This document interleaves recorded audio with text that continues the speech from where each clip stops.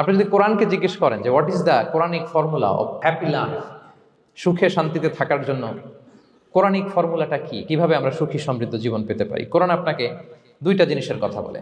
Number one হচ্ছে faith, number two হচ্ছে good did. I repeat, আমি আবারও বলছি, নাম্বার ওয়ান ফেইথ, বিশ্বাস, আল্লাহর উপর অগাধ বিশ্বাস এবং আস্থা।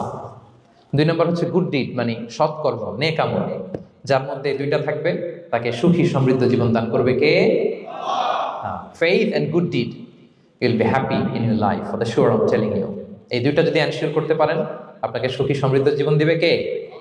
এবং এই আয়াতটি দিয়েই, হ্যাপি হওয়ার কোরআনিক ফর্মুলা দিয়ে আমি আজকের আলোচনা শুরু করেছি। আল্লাহ তাআলা সূরা নাহলের ৯৭ নম্বর আয়াতে বলছেন, মান আমিলা সলিহাম মিন যাকারিন আও উনসা ওয়া হুয়া মুমিন ফালানুহইয়ান্নাহু হায়াতান তাইয়্যিবা ওয়া লানাজজিয়ান্নাহুম আজরাহুম বিআহসানি মা কানু ইয়ামালুন। বিশ্বাসী নারী কিংবা পুরুষ, তারা যদি সৎকর্ম করে তাদেরকে আমি সুখী সমৃদ্ধ জীবন দান করব।